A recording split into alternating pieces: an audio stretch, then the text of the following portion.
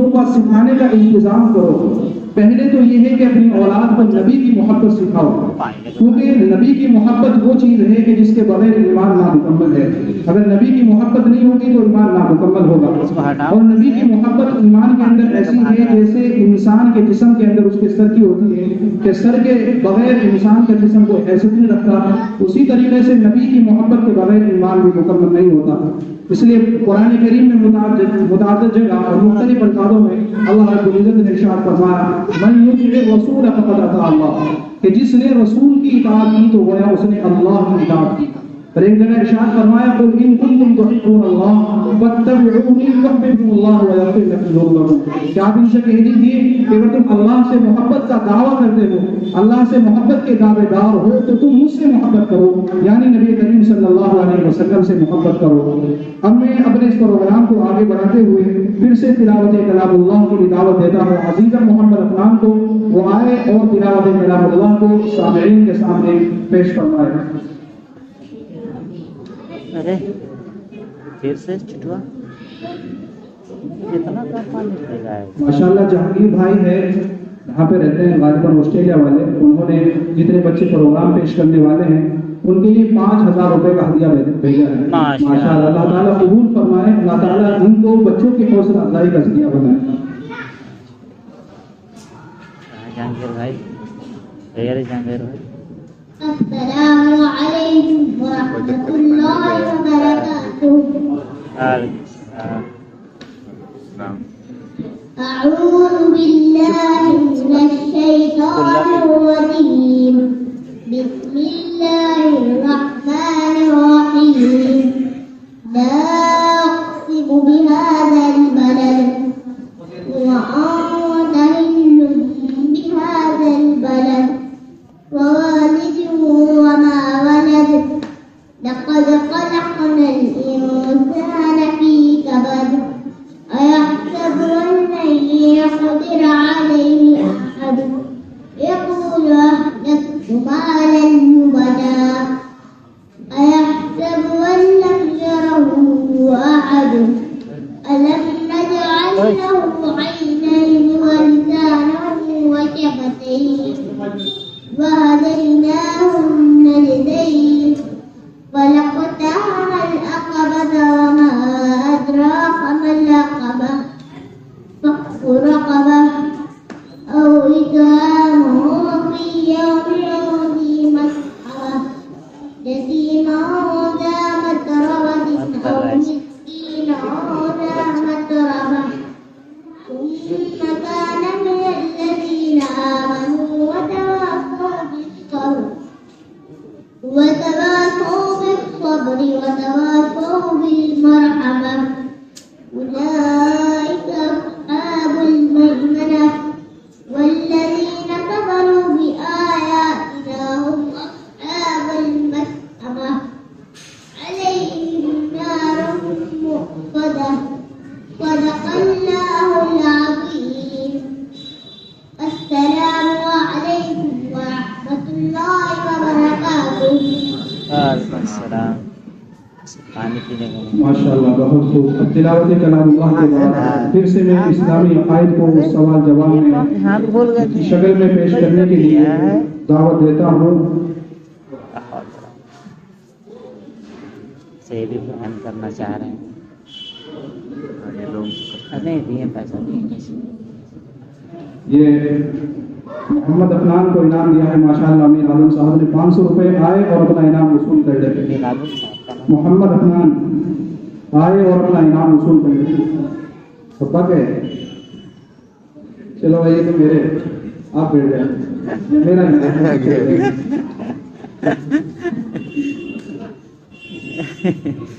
यहाँ सारे बच्चे फिर से इस्लामी अकायद को सवाल जवाब में पेश करने के लिए 11 से 25 सवाल तक यानी ये 15 सवाल जवाब है पेश करने की दावत देता हूँ। मकतब हाजा के दो तालिब इल्म जिनसे मोहम्मद अरहान बिन मोहम्मद तारिक और मोहम्मद अकबर ये दोनों तशरीफ लाए और इस्लामी अकायद को सवाल जवाब की शक्ल में पेश करना। तमाम बच्चों से मैं गुजारिश करता हूँ कि खामोशी के साथ प्रोग्राम को सुने। خاموش اے دل ادب کی مجلس میں چلانا نہیں اچھا، خاموش اے دل ادب کی مجلس میں چلانا نہیں اچھا، ادب پہلا قرینہ ہے محبت کے قریبوں میں۔ لہٰذا میں آپ سبھی سے درخواست کرتا ہوں کہ خاموشی کے ساتھ اس پروگرام کو جیسے تک آپ سنتے رہیں اسی طریقے سے آپ سنتے رہیں، انشاءاللہ آپ خاموشی کے ساتھ پروگرام کو سنیں گے، یہ ہمارے اس پروگرام کے کامیاب ہونے کی ضمانت ہوگی۔ سبھی بچوں سے درخواست کرتا ہوں خاموشی کے ساتھ پروگرام کو سنیں۔ کوئی اور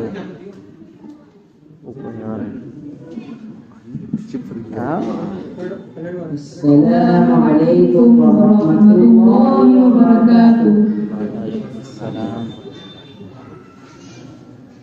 سوال نمبر 11، خدا کی صفات میں شریک کرنے کا کیا مطلب ہے؟ جواب، خدا کی صفات جیسی کسی دوسرے میں کوئی صفت ثابت کرنا شرک ہے، کیونکہ مخلوق میں خواہ وہ فرشتہ ہو یا نبی، ولی پیر، امام ہو، ان میں خدا کی صفتوں کی طرح کوئی صفت نہیں پائی جا سکتی۔ سوال نمبر 12، تقدیر کسے کہتے ہیں؟ جواب، ہر بات اور اچھی بری چیز کے لیے اللہ تعالیٰ کے علم میں ایک اندازہ مقرر ہے، اور ہر چیز کے پیدا کرنے سے پہلے اللہ تعالیٰ اسے جانتا ہے۔ اللہ تعالیٰ کے اسی مقرر کیے ہوئے اندازے کو تقدیر کہتے ہیں۔ سوال نمبر 13، حضور کا ایک معجزہ معراج کا ہے، آپ بتائیں معراج کسے کہتے ہیں؟ جواب، حضور صلی اللہ علیہ وسلم کو اللہ تعالیٰ نے جاگتے میں جسم کے ساتھ مکہ سے بیت المقدس تک اور بیت المقدس سے ساتوں آسمان پر اور وہاں سے جہاں تک اللہ تعالیٰ کو منظور ہوا پہنچایا، پھر واپس مکہ میں پہنچا دیا۔ سوال نمبر 14، 5 نمازیں کب فرض ہوئی اور ان کے منکر یعنی انکار کرنے والے کا شرعی حکم کیا ہے؟ جواب، معراج کے موقع پر فرض ہوئی اور ان کا منکر یعنی انکار کرنے والا کافر ہے۔ سوال نمبر 15، معراج کب ہوئی اور معراج کب ہوئی صلی اللہ علیہ وسلم کے بارے میں ہم مسلمانوں کو کیا عقیدہ رکھنا چاہیے؟ جواب، معراج 10 مہینے میں ہوئی اور جمہور اہل حق کا اتفاق ہے کہ معراج جس مہینے میں مکہ سے بیت المقدس تک اسراء و معراج قرآن مجید سے ہے، اور بیت المقدس سے آگے کا سفر احادیث صحیحہ سے ثابت ہے، اور اس پر ایمان لانا ہر مسلمان کے لیے ضروری ہے۔ سوال نمبر 16، ہجرت کسے کہتے ہیں اور ہجرت کب ہوئی تھی؟ جواب، یہ خاطر وطن چھوڑ کر دوسری جگہ چلے جانے کو ہجرت کہتے ہیں۔ کفار مکہ کی جانب سے تسلیت دینے پر بحکم خدا نبی صلی اللہ علیہ وسلم نے مکہ چھوڑ کر مدینہ کی طرف ہجرت فرمائی۔ سوال نمبر 17، سفر ہجرت کے دوران غار طور میں آپ صلی اللہ علیہ وسلم کے ساتھ کون تھا اور اللہ تعالیٰ نے حفاظت کا کیا انتظام کیا تھا؟ جواب، سفر ہجرت کے دوران آپ صلی اللہ علیہ وسلم کے ساتھ حضرت ابوبکر صدیق رضی اللہ عنہ تھے، اور حفاظت کا انتظام یہ تھا کہ کفار وہاں پہنچ کر بھی آپ کو نہ دیکھ سکیں۔ سوال نمبر 18، جمعے کی نماز کب فرض ہوئی اور سب سے پہلے کہاں پڑھی گئی؟ جواب، 12 ربیع الاول ہجری مطابق 27 ستمبر 622 عیسوی میں فرض ہوئی، اور سب سے پہلے مدینہ منورہ کے بنو سالم کے محلے میں حضور نے نماز جمعہ پڑھی۔ سوال نمبر 19، حج کب فرض ہوا؟ جواب، حج کو ہجری میں فرض ہوا۔ سوال نمبر 20، اذان کی ابتدا کب ہوئی اور کس طرح ہوئی؟ جواب، اذان کی ابتدا 2 ہجری میں ہوئی۔ کلمات اذان کو حضرت عبداللہ بن زید رضی اللہ عنہ نے خواب میں فرشتے سے سنا تھا، جس کو اللہ کے نبی صلی اللہ علیہ وسلم نے 5 نمازوں اور جمعے کے لیے مستقل قرار دیا ہے، اور اذان کے الفاظ توقیفی ہیں، یعنی اس میں کبھی نہیں کی جا سکتی۔ سوال نمبر 21، روزہ کب فرض ہوا اور اس کے منکر یعنی انکار کرنے والے کا شرعی حکم کیا ہے؟ جواب، روزہ فرض ہوا اور اس کے منکر یعنی انکار کرنے والا کافر ہے۔ سوال نمبر 22، حجۃ الوداع میں آپ صلی اللہ علیہ وسلم کے ساتھ کتنے صحابہ کرام تھے؟ جواب، حجۃ الوداع میں آپ صلی اللہ علیہ وسلم کے ساتھ 1 لاکھ سے زیادہ صحابہ کرام تھے۔ سوال نمبر 23، معجزہ کسے کہتے ہیں؟ جواب، خدا کے حکم سے اپنی نبوت کی صداقت کے لیے نبی کا اتار کر دکھانا جو انسان طاقت سے باہر ہو معجزہ کہلاتا ہے۔ سوال نمبر 24، آپ صلی اللہ علیہ وسلم کے بڑے معجزات کیا کیا ہیں؟ جواب، قرآن مجید، معراج، شق القمر اور بہت سی آنے والی باتوں کا ان کے ہونے سے پہلے خبر دینا، اور 1-2 آدمیوں کا کھانا 100 آدمیوں کے لیے کافی ہو جانا وغیرہ آپ صلی اللہ علیہ وسلم کے بڑے معجزات میں سے ہیں۔ عید میں حرام کی طرف سوال نمبر 25 سورہ ظہور انجیل کا آسمانی کتاب ہونا معلوم کیسے ہوا اور ان کا حکم کیا ہے؟ جواب کتابوں کا آسمانی اور منسوخ ہونا قرآن مجید کے ذریعے معلوم ہوا۔ چیز یہ بھی معلوم ہوا کہ موجودہ دور میں پائی جانے والی توریت اور انجیل محرف ہیں، ان پر عمل جاری نہیں۔ السلام علیکم ورحمۃ اللہ وبرکاتہ۔ ماشاءاللہ اسلام میں آپ سوال جواب کی شکل میں سماعت فرما رہے تھے۔ اسلامی عقائد ہی کو سوال جواب کی شکل میں پیش کرنے کے لیے ایک اور جوڑی کو دعوت دیتا ہوں۔ ان سے میری مراد ہے عزیزہ محمد ناظم اور محمد حمزہ کہ دونوں آئے اسلامی عقائد کو سوال جواب کی شکل میں پیش فرمائیں۔ جیسا کہ پروگرام کے آغاز میں آپ حضرات کے سامنے بات رکھی گئی تھی کہ ہمارا جو پروگرام ہے دو نشستوں کے اوپر مشتمل ہے۔ پہلی نشست بچوں کے پروگرام پر تھی جو ماشاءاللہ چل رہی ہے، اور پھر عشاء کی نماز کے بعد دوسری نشست شروع ہوگی جس میں حفاظ کرام کی دستار بندی عمل میں آئے گی، اور ہمارے مہمان خصوصی مفتی مستقیم صاحب انشاءاللہ کچھ ہی دیر میں ہمارے درمیان تشریف فرما گے، وہ بیان فرمائیں گے، نصیحتیں فرمائیں گے۔ لہٰذا سبھی حضرات سے درخواست ہے کہ جس طریقے سے آپ خاموشی کے ساتھ اب پروگرام کو سماعت فرما رہے ہیں اسی طریقے سے آپ تشریف رکھیں اور شرکت کرتے رہیں، انشاءاللہ بڑا نفع ہوگا۔ دونوں بچے اسلامی عقائد پیش فرمائیں گے۔ السلام علیکم ورحمۃ اللہ وبرکاتہ۔ سوال نمبر 26 عقیدہ ختم نبوت سے کیا مراد ہے؟ جواب حضور محمد صلی اللہ علیہ وسلم کو اس حیثیت سے اللہ کا آخری نبی تصدیق کرنا کہ آپ صلی اللہ علیہ وسلم کے بعد قیامت کوئی نبی پیدا نہیں ہوگا۔ سوال نمبر 27 نبوت و رسالت اللہ تعالیٰ کی جانب سے ملتی ہے یا کوئی اپنی کوشش و عبادت سے بھی نبی بن سکتا ہے؟ نبوت و رسالت میں ایسا منصب ہے جو اللہ کی طرف سے ملتا ہے، کسی کی ابتدا والی بات میں کوشش کی وجہ سے نہیں ملتا ہے۔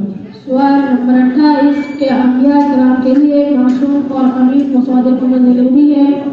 جواب بعثت کے بعد اور بعثت سے پہلے انبیاء کرام کے لیے عصمت، امانت اور صداقت لازم ہے۔ یہ عیب کسی بھی نبی میں نہیں ہو سکتا، جس میں یہ عیب وہ نبی نہیں ہو سکتا۔ سوال نمبر 29 قرآن مجید میں کتنی آیت عقیدہ ختم نبوت پر دلالت کرتی ہے؟ جواب تقریباً 100 آیتیں عقیدہ ختم نبوت پر دلالت کرتی ہیں۔ سوال نمبر 30 وہ آیت بتائیں جس میں حضور صلی اللہ علیہ وسلم کو خاتم النبیین کہا گیا تھا؟ جواب جس آیت میں حضور صلی اللہ علیہ وسلم کو خاتم النبیین کہا گیا تھا وہ آیت یہ ہے ما كان محمد أبا أحد من رجالكم ولكن رسول الله وخاتم النبيين۔ ترجمہ محمد صلی اللہ علیہ وسلم ہمارے بارے میں کسی کی بات نہیں لیکن اللہ کے رسول اور سب نبیوں کے حق میں۔ سوال نمبر 31 ختم نبوت پر کتنی احادیث مبارکہ کرتی ہیں؟ جواب ختم نبوت پر 200 سے زائد احادیث و آثار دلالت کرتی ہیں۔ سوال نمبر 32 عقیدہ ختم نبوت پر ایمان کا بنیادی؟ جواب عقیدہ ختم نبوت پر ایمان کا بنیادی بوکاسی پارک اسلام دین محمد النبی و خاتم النبیین، اسلام میں دین ہے اور محمد صلی اللہ علیہ وسلم یہ نبی ہے جو تمام نبیوں کے حق ہے۔ سوال نمبر 33 عقیدہ ختم نبوت پر کوئی جامع حدیث پیش کیجیے۔ جواب سيكون في أمتي كذاب وكلهم يزعم أنه كان خاتم النبيين لا نبي بعده۔ میری امت میں کئی جھوٹے پیدا ہوں گے جن میں سارے کیوں نبی ہیں، حالانکہ سب نبیوں کے حامل ہوں اور میرے بعد کوئی نبی پیدا نہیں ہوگا۔ سوال نمبر 34 قرآن مجید میں انبیاء اور رسولوں کے ناموں کا تذکرہ ہے؟ جواب قرآن مجید میں 25 انبیاء رسولوں کا ناموں کا تذکرہ ہے۔ سوال نمبر 35 صحابی سے کہتے ہیں؟ جواب جس میں حضور صلی اللہ علیہ وسلم پر ایمان کی حالت میں آپ کی صحبت پائی ہے اور ایمانی کی حالت میں اتفاق پائی ہے جسے صحابی کہتے ہیں۔ سوال نمبر 36 صحابہ رضی اللہ عنہم میں سب سے اچھا قاری کون تھے؟ جواب صحابہ رضی اللہ عنہم میں سب سے اچھا قاری حضرت عبید بن کعب رضی اللہ عنہ تھے۔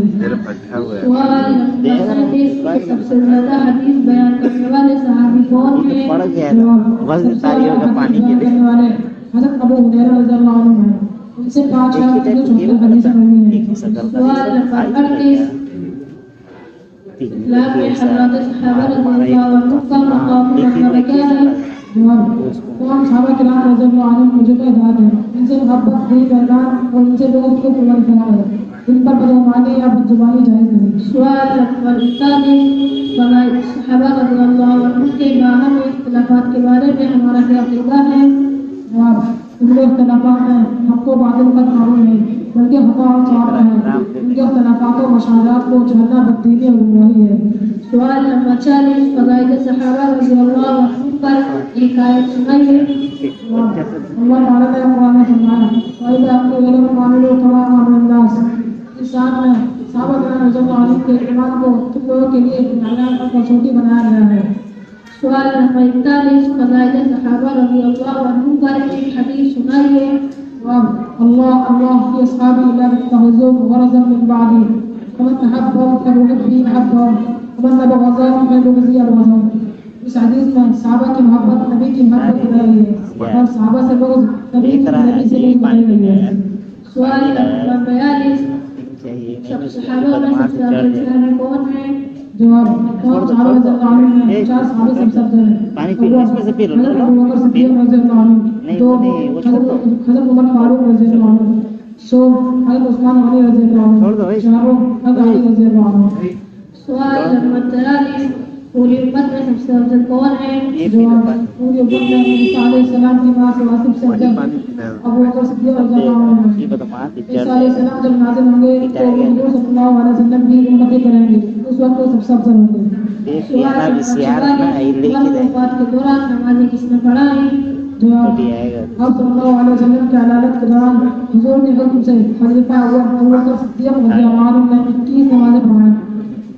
سوال نمبر 45 آپ صلی اللہ علیہ وسلم کی وفات کب ہوئی؟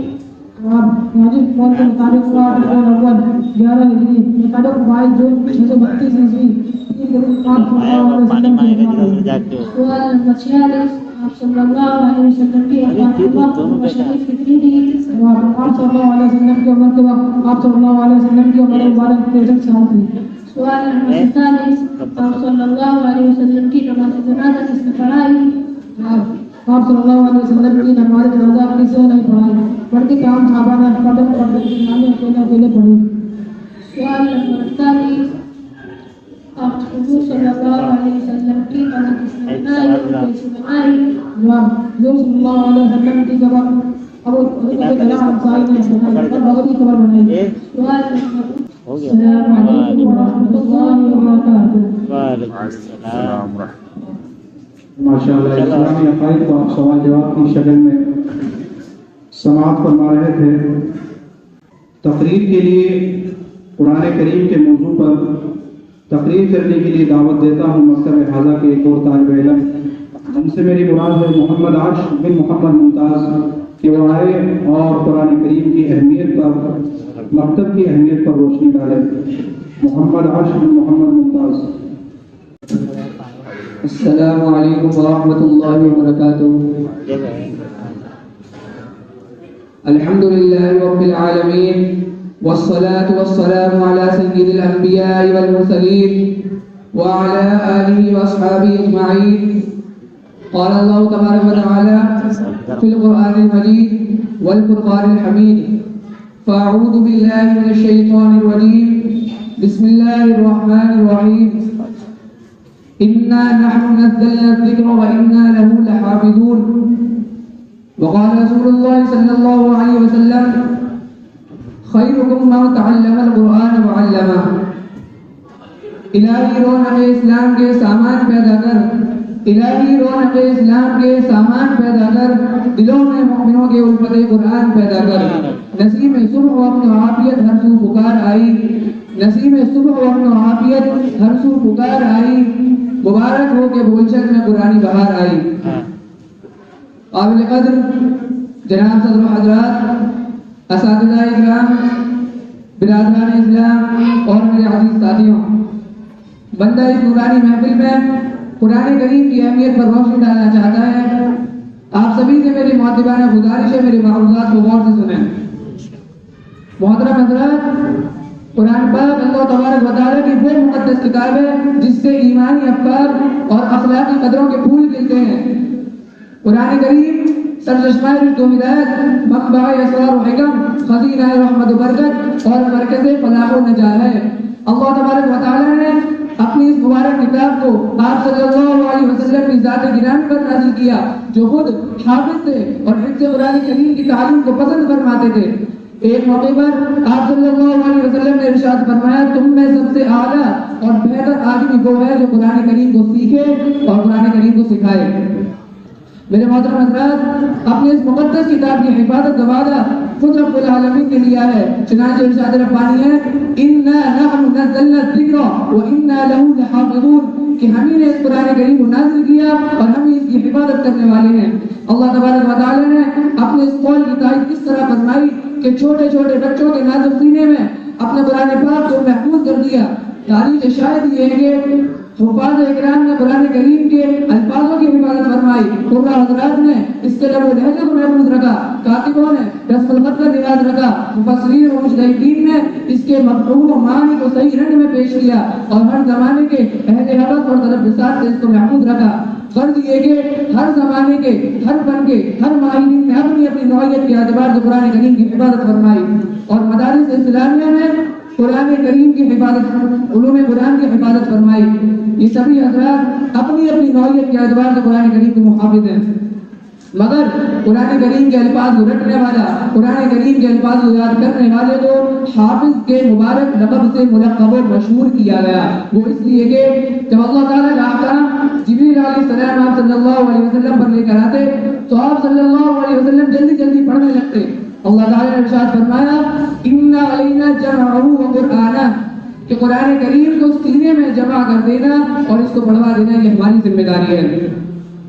امت محمدیہ کے متوالوں، قرآن کریم کا حفظ کر لینا باعث نجات ہے اور خیر و برکت کا ذریعہ ہے۔ جس قلب میں قرآن کریم ہے وہ فرمان الہی کا مرکز ہے، جس دل میں قرآن کریم ہے وہ معرفت الہی کا محور ہے، پھر کیوں نہیں وہ جنت نہیں ہو سکتا۔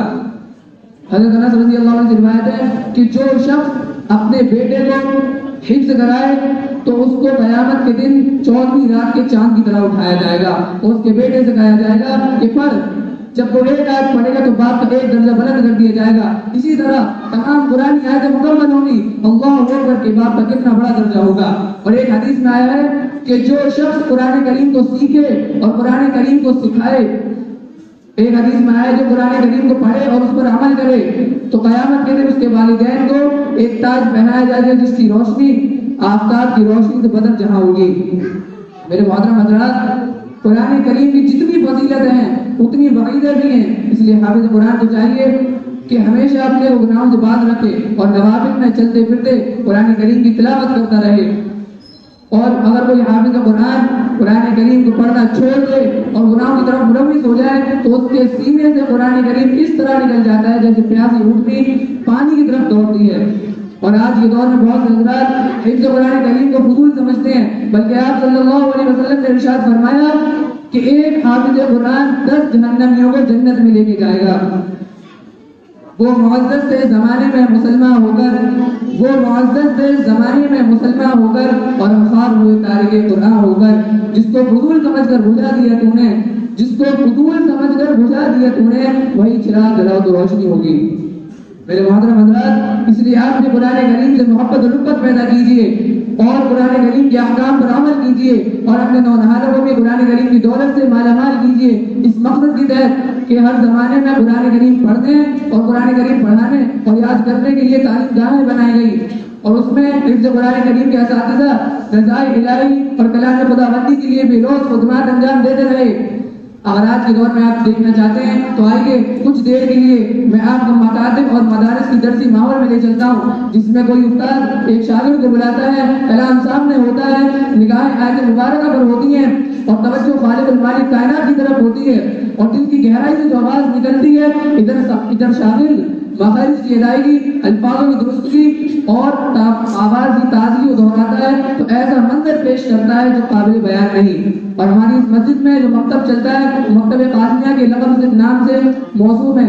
الحمدللہ یہاں کی شعبۂ حفظ قرآن کریم کو مؤثر بنانے کے لیے بھرپور کوشش اور محنت کی جاتی ہے جو قابل تحسین اور مبارکبادی کے لائق ہے۔ اللہ تعالیٰ تمام مکاتب اور مدارس کی حفاظت فرمائے اور ان کی خدمات کو قبول فرمائے. اور اللہ تعالیٰ سے دعا ہے کہ ہمارے مکتب قاسمیہ کی بھی ہر فتنے سے حفاظت فرمائے اور اس کے فیض دعا مقام فرمائے اور اس کو دن دیوی رات چوگنی ترقی عطا فرمائے.